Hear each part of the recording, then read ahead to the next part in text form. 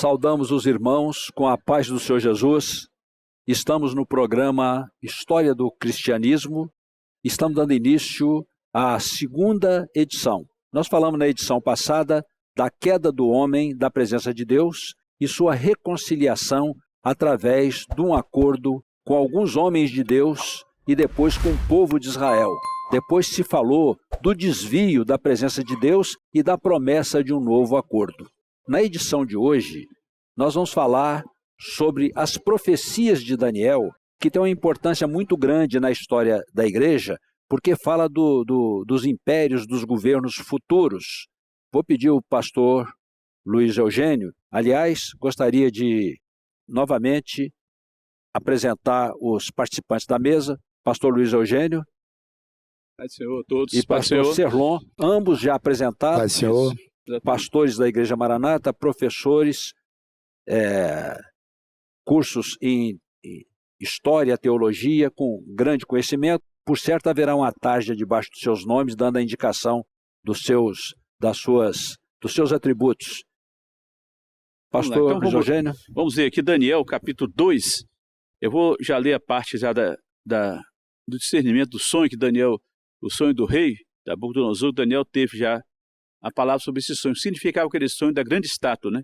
Então 2:31 diz assim: E tu, ó rei, está vendo, eis que uma grande estátua, essa estátua que era grande e cujo esplendor era excelente, estava em pé diante de ti e a sua vista era terrível.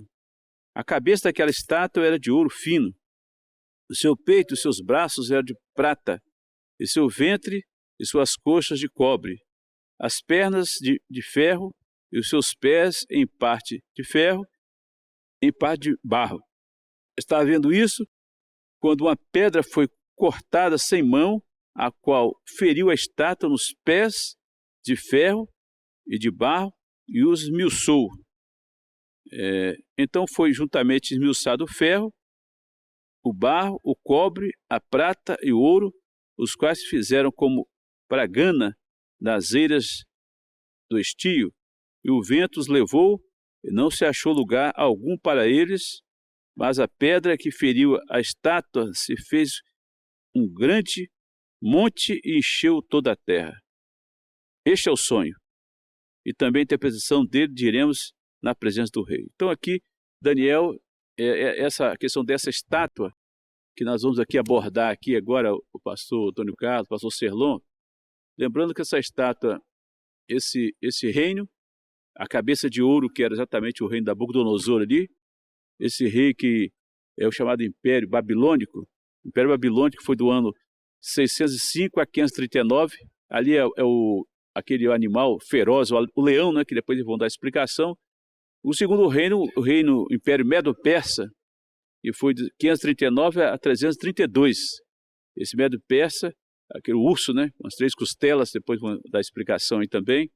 Esse governo tríplice, esse governo, o Medo-Persa, depois veio o Greco-Macedônio, na estátua, né, 332 a 63, né, o Império do Alexandre o Grande, né, o Leopardo, né, ali as 4 asas, 4 generais que vão explicar depois também, e por último o Império Romano, que depois assumiu, depois do ano 63, né, e ele veio até os dias de Jesus, o Império Romano. E também outro império que depois vão dar os detalhes sobre esse império, como é que funcionou esse império aí. Então, basicamente a estátua, o Império Romano, depois os reinos atuais, que foi a pedra lançada na perna da estátua ali, que esmiuçou tudo, né. Então, basicamente é o resumo geral do que a profecia de Daniel, né, que é uma história da humanidade no livro de Daniel, né. Amém. Então, colocado o sonho que Nabucodonosor teve, ninguém deu a interpretação, Daniel clamou a Deus, Deus deu a revelação a ele do sonho que ele tinha esquecido, e não somente teve a revelação do sonho que ele esqueceu, como também deu a interpretação. Vou pedir aqui o pastor Serlon para dar continuidade aqui na estátua vista pelo rei Nabucodonosor. A paz do Senhor Jesus. Meus amados, essa visão, esse sonho, na verdade, que Nabucodonosor teve, como já colocado pelo pastor Luiz Eugênio, é uma extraordinária revelação da parte de Deus de todo o desenrolar da história da humanidade. Quando na visão ele viu na estátua uma cabeça de ouro, essa cabeça de ouro fazia referência ao Império Babilônico. E no capítulo 7 de Daniel, Daniel tem visões que mostram animais que são correlatos com esses momentos que são mostrados na visão da estátua. Só relembrando que na estátua a cabeça era de ouro, o peito e os braços de prata, um material inferior, ventre e coxas eram de bronze, um material ainda mais inferior à prata, e por fim as pernas eram de ferro. Então observe, os irmãos, como há uma perda do valor dos materiais, né? Primeiro a cabeça de ouro, depois prata, bronze e por fim o ferro. É interessante porque do ponto de vista dos historiadores, naquilo que é racional, o Império Romano foi superior em vários aspectos, por exemplo, o direito romano, que até hoje influencia o direito ocidental, o próprio latim, as instituições. Então, sob vários aspectos, o Império Romano talvez poderia ser considerado humanamente, racionalmente superior, mas na ótica de Deus há uma depreciação, uma corrosão, né, do homem à medida em que se sucedem esses impérios, essas dominações. O Império Babilônico ele é representado no capítulo 7 de Daniel, aqui no versículo 4, quando o profeta vê um primeiro animal que era como um leão e tinha asas de águia, né? Fala da velocidade, essas asas de águia falam da velocidade com a qual o Império Babilônico se expandiu, dominando vários territórios e se tornando uma potência hegemônica no mundo civilizado daquela época. Por exemplo, quando nós falamos das 7 maravilhas do mundo antigo, uma dessas maravilhas eram os jardins suspensos da Babilônia, que foram feitos por Nabucodonosor. Depois, o segundo animal, no capítulo 7 de Daniel, é um animal semelhante ao urso, o qual se levanta de um lado e tinha 3 costelas entre seus dentes. Aqui fala do Império Medo-Persa, que se levantou. A princípio, um lado do urso se levanta mais, que houve no início uma dominação maior dos medos, depois os persas passam a ser preponderantes, e essas 3 costelas falam de 3 impérios que foram dominados, que foram anexados pelo Império Medo-Persa. Depois, o terceiro animal, é muito interessante, que é um leopardo, que tinha 4 asas, né, e 4 cabeças, e a Bíblia diz que foi lhe dado domínio. O que aconteceu? O Império Medo-Persa ele foi dominado pelo Império Greco-Macedônico. Alexandre da Macedônia, um dos nomes mais importantes da história da humanidade, ele sucede a seu pai, Filipe da Macedônia, e ele conquista o Oriente, ele conquista o mundo oriental. Ele vai levar com isso a cultura grega para o Oriente, gerando um processo que é chamado de helenismo. Isso é muito importante, porque os gregos eles se chamavam de helenos. A Grécia era chamada pelos gregos de Hélade, e eles chamavam a si mesmos de helenos. Quando Alexandre da Macedônia conquista não só o Império Medo-Persa, mas várias regiões do Oriente, ele vai levar a cultura grega, a filosofia grega, por exemplo, para essas regiões do Oriente. Isso engloba a Palestina, isso abrange Israel. Então, o resultado cultural das conquistas de Alexandre será uma interpenetração entre aspectos da cultura grega, a cultura helena, com aspectos da cultura oriental. Isso vai gerar um padrão chamado de helenismo, que vai influenciar profundamente o mundo romano, o mundo em que Jesus viveu, o mundo no qual Jesus realizou seu ministério, mundo no qual depois a sua igreja teria início. Então, esse segundo animal, que é o leopardo, que fala do Alexandre, mas tinha 4 asas, né? 4 cabeças, porque Alexandre morreu muito novo. Alexandre morreu por volta de 323 a.C., e aí o seu império é dividido entre os seus 4 principais generais. E essa divisão, quando nós falamos do período interbíblico, ela tem muita importância para os eventos que vão acontecer com Israel futuramente. E por fim, um último animal que descreve o Império Romano, que é um animal espantoso, terrível, muitíssimo forte, dentes grandes como de ferro, devorava e esmiuçava, as sobras eram pisadas aos seus pés, e era muito diferente de todos os animais antes dele. Isso é uma descrição do Império Romano, que no sonho de Nabucodonosor é representado pelas pernas de ferro, um império poderoso, abrangente, que no ápice da sua extensão ia desde a Grã-Bretanha, desde as muralhas de Adriano até o Oriente, passando por todo aquele norte da África, vastas regiões da Europa, e é nesse momento que o Senhor Jesus vem ao mundo. Como o foco do nosso programa é a história do cristianismo, é fundamental entender esse momento, o momento em que Jesus veio, em que ele encontrou um império com esse poder, com essa capacidade de dominação, um império diante do qual nenhuma outra nação era capaz de subsistir. Então é maravilhoso, é extraordinário, e particularmente eu como historiador, pastor Antônio Carlos, pastor Eugênio, eu fico maravilhado com essa visão. Quando eu comecei a conhecer ao Senhor, eu já gostava de história, ainda não tinha começado o curso de história, mas quando eu comecei a entender nas aulas aqui no Manaim de Daniel, a profecia, eu fiquei maravilhado, e como a palavra tem um alcance extraordinário, não é mesmo? Amém. Meus irmãos, nós falamos de duas coisas aqui. Falamos do capítulo 2 e do capítulo 9 de Daniel. Eu vou tentar ver se faço uma organização, né, nesses dois eventos. O pastor Luiz Eugênio falou de um sonho que Nabucodonosor teve e se esqueceu, e Daniel deu a revelação e deu a interpretação. Repetindo aqui, Daniel viu uma grande estátua, mas antes Nabucodonosor e Daniel relatou. Ele diz o seguinte a Nabucodonosor, que era o rei de Babilônia: estavas tu na tua cama e pensava o que seria depois destas coisas. Nabucodonosor estava tentando entender o que seria depois dele, o que seria do futuro. E Daniel diz que o Senhor mostrou a ele no sonho. Então, o sonho fala dos governos humanos que haveriam sobre a terra, desde Nabucodonosor até o fim dos tempos, até o fim de tudo. No final de tudo, a pedra que é lançada nos pés representa o reino de Deus através do Senhor Jesus, que é o Rei dos Reis e o Senhor dos Senhores. Então, a época de Daniel, ele estava dentro do Império Babilônico, um império universal, já narrado aqui pelo pastor Serlon, um império importantíssimo. E na visão do Senhor, profética, bíblica, tudo começa com Nabucodonosor. Então a estátua de diversos materiais que ele viu, a cabeça era de ouro, era o próprio Império Babilônico. Depois dele viria o Império de Prata, representado pelos braços e peito, que seria o Medo-Persa. Depois o Império Greco-Macedônico. Depois o Império Romano. E depois ainda ele via os pés de ferro misturado com barro.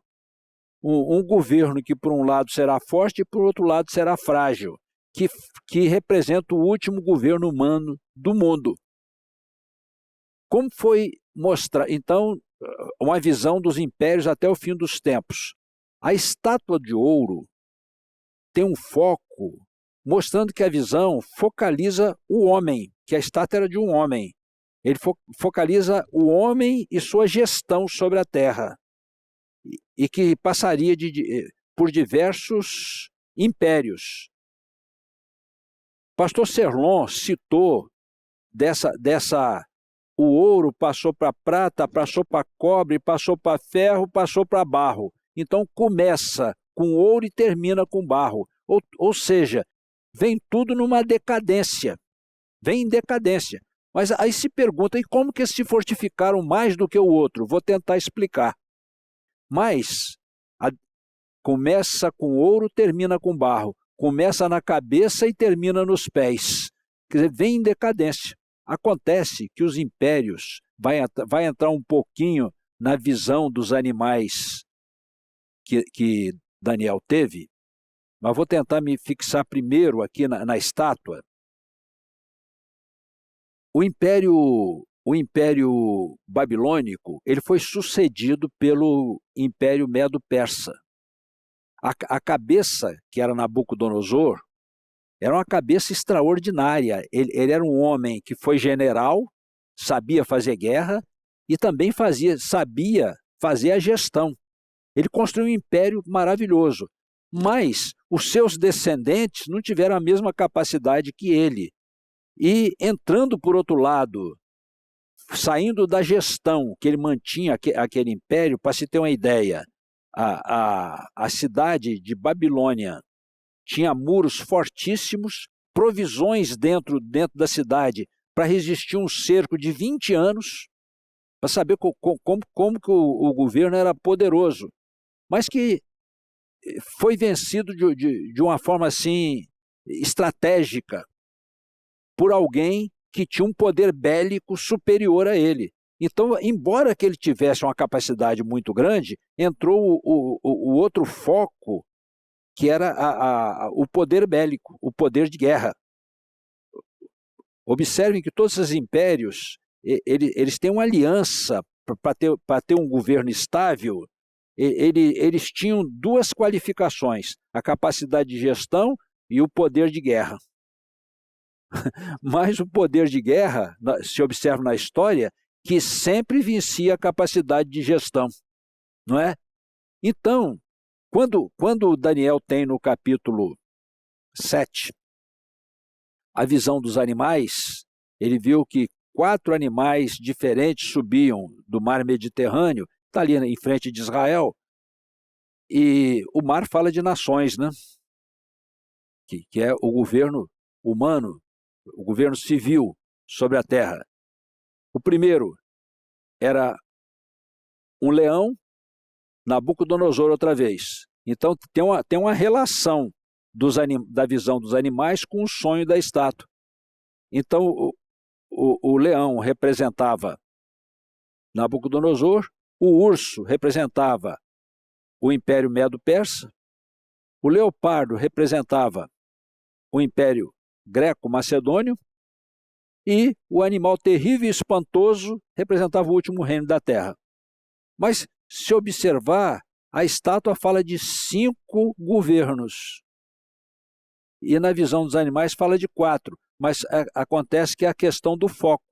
Na estátua, o foco é o homem. Nos animais, o foco é o poder bélico.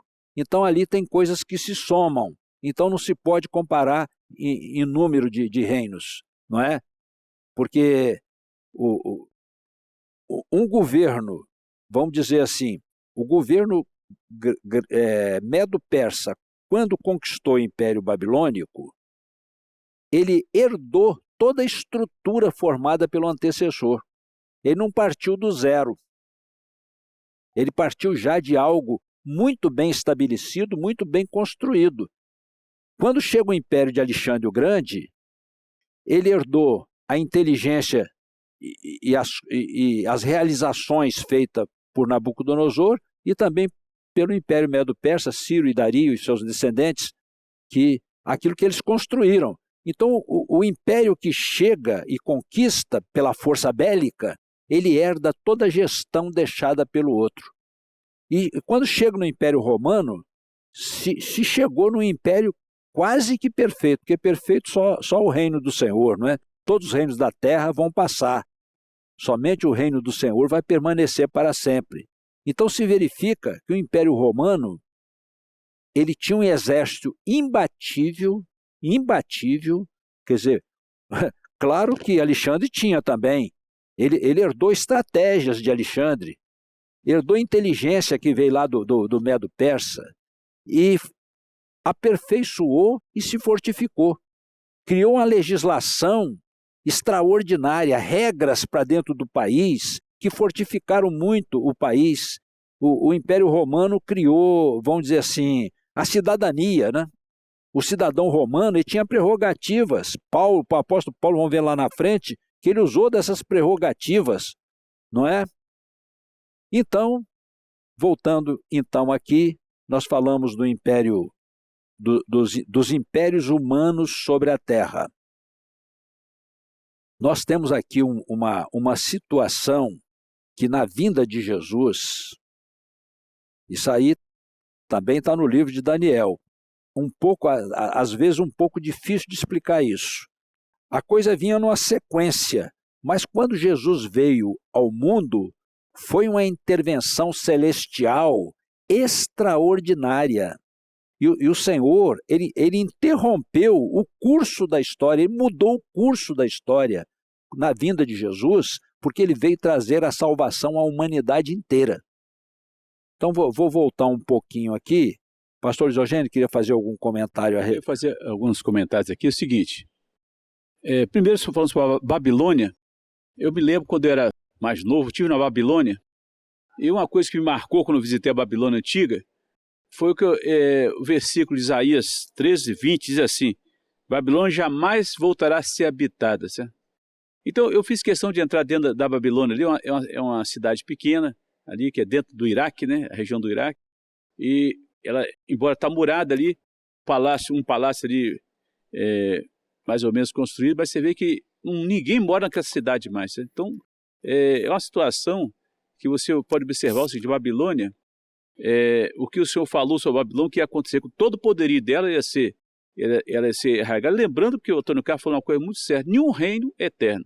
Esses reinos da terra, tudo vão passar. Você vê uma nação dominando, daqui a pouco não está dominando mais não, viu? Porque isso é natural. Aliás, o império que dominou mais foi roubando, ficou mais tempo roubando. Né? Mas o Império Romano passou também. Então todos os impérios vão passar, não tem como. Eu gostaria de fazer um comentário também sobre Alexandre o Grande. Alexandre o Grande, ele começou a assumir o trono aos 33 anos, 30 e poucos anos, 20. subiu. Não, 20 anos.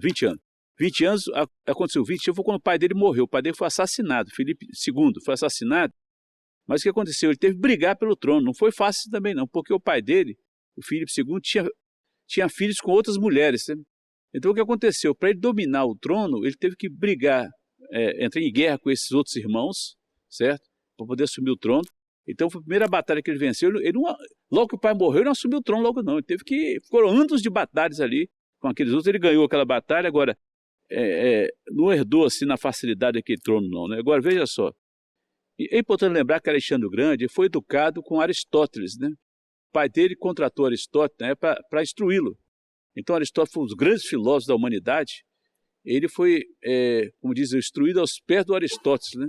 Aristóteles, o filósofo grego, um homem de grande cultura, em que o pai dele contratou para que ele fosse instruísse o filho dele, Alexandre o Grande. Então veja só, teve essa instrução, e sempre lembrando que é o seguinte, que dos exércitos ele nunca perdeu uma batalha. Ele era muito competente em batalha. Ele ganhou, inclusive, exércitos mais poderosos que ele ganhou. Isso não é brincadeira, não. Mas morreu novo, morreu com 33 anos, né? Ninguém sabe direito como é que ele morreu. Uns falam que foi de alcoolismo, falam que foi de várias histórias, malária, outros falam assim. Então, a história não retrata direito como é que ele morreu. Foi uma morte de alguma doença, algum problema. Outros falam que é problema de estômago, depois de um banquete que ele teve. Então, tem um monte de história aí sobre a morte dele. Agora, a questão é o seguinte, é o que ele falou. Depois da morte de Alexandre, os generais assumiram, cada um pegou uma parte daquele sonho de Daniel, cada um pegou a parte do reino dele. Né? E Alexandre, ele tinha uma vida muito promíscua, né? Promíscua, a vida familiar dele era complicada também mais que tudo, ele tinha uma vida complicada mesmo. Mas é interessante que ele era um homem de grande habilidade.